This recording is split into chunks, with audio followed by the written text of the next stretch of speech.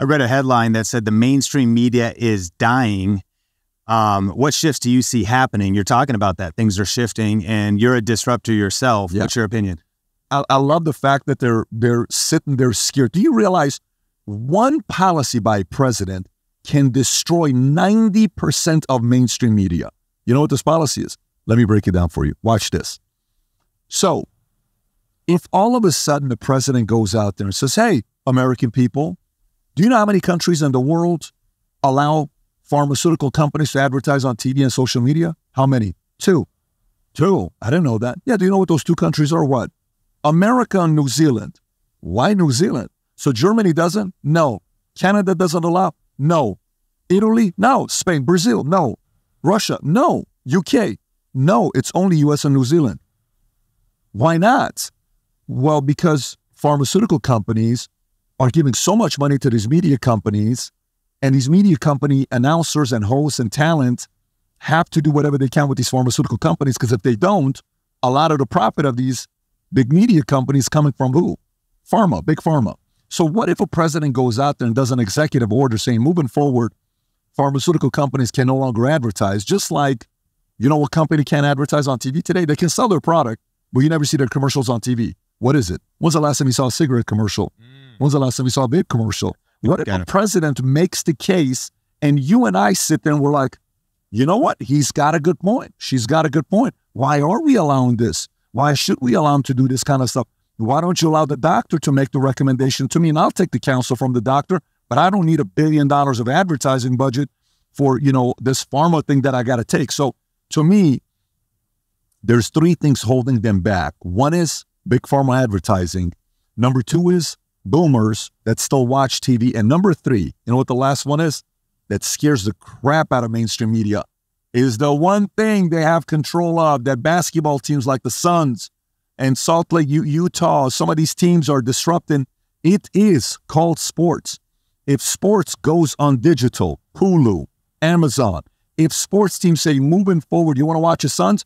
Go download the Suns app. It's $9.99 a month, and you can watch this. What if the Lakers go on their own app? What if the Knicks go on their own app? What if Tampa Bay goes on their own app? Oh, my God.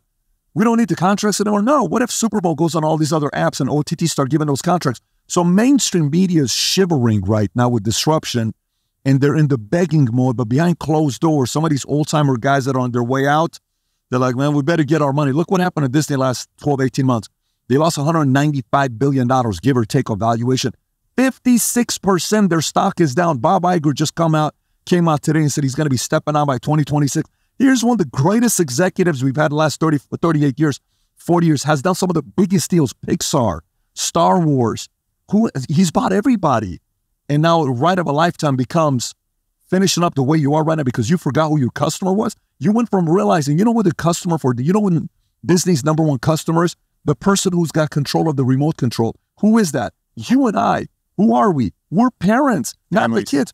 They forgot we're the customer. How does Bob Iger forget that you and I are the customer? What happened to him? The moment you forget the number one rule, know your customer. He forgot. They're getting destroyed. Back to back movies that are flops. So mainstream media's is being clobbered. And guys like Elon, Dana, sports teams, some of these other guys, couple policies, if those things go through, their lifespan is 5, 10, 15 years, maybe shorter. What is your thoughts about Gen Z's behaviors? If they're not watching live games, the NFL is trying to pivot to creators. Right. What do you think the power of creators is, and maybe why the NFL as a corporation is doing this? They have no choice. I mean, Mr. Beast does a video, gets 80 million views, 100 million. You don't have a choice. The Super Bowl is 104 million views.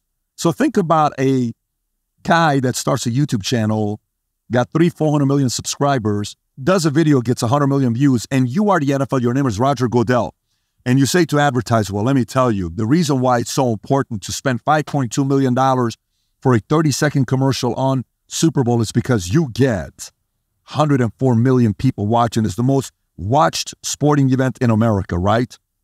But these young guys are no longer watching it. Where are they getting their stuff? They're maybe watching highlights.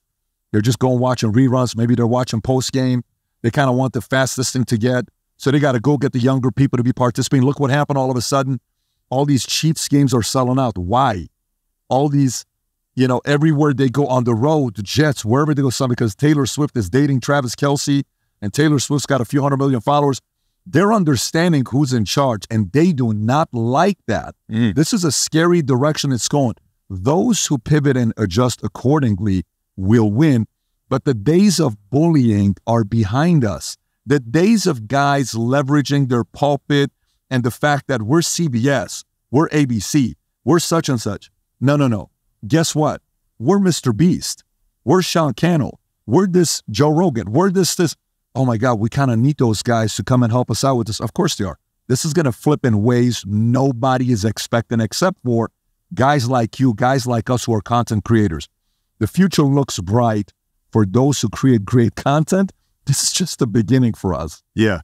And so you have some predictions and some thoughts about 2024. Yes. Let's go macro first, and then let's go specific for creators. So macro, what are your predictions? You just mentioned those who, if you don't pivot, you're in trouble. So how do we prepare? What do you see coming? So first of all, it's going to be very chaotic here. I mean, you're going to see Trump, Biden. You saw yesterday Newsom, DeSantis. Politically, it's going to be crazy. Interest rates, corporations having to pay their payments. If interest rates don't go down, people are worried. If interest rates do go down, let's just say right now, mortgage rates are at 7.25%, 30-year fixed. You got a 7.20, 7.40. Let's say it's 7.5%. If rates, and by the way, real estate value hasn't dropped. It keeps going higher. So they're increasing the rates, and real estate value is still going higher. And people are not selling homes because they're not dropping a 2.85, 3% interest rate that they got a year and a half ago, 2 years ago. But what happens if all of a sudden they lower the rates? What happens if Powell is forced to lower the rates? What happens there? These real estate values are going to skyrocket. So what happens if it skyrockets? The whole concept of the rich got richer and the poor got poorer, it's going to be on steroids. What happens the next 12 months? On steroids. You could potentially, the IPO market's going to come back in 2024. You're going to see the IPO market in 2023 is one of the worst IPO seasons we ever had, 2023. Horrible.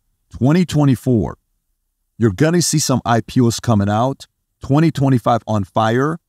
If somebody on the right gets elected as a president, if you remember the day Trump got elected as a president, stock market the next day, boom, skyrocketed way before he even did anything with policies.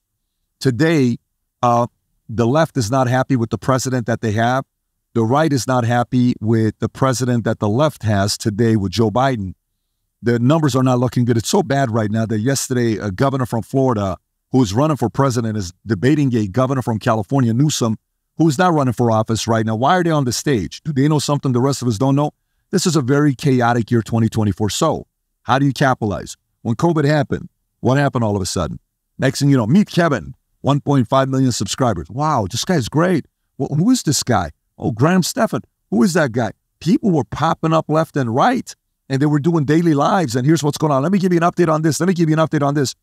2024, if it's a chaotic year, the talent who is able to react to comments quickly and get creative and start using some of this new AI that's coming out, that's allowing you to import a 3-hour podcast that you did, and this AI spits out your top 20 clips and which one it edits it for you.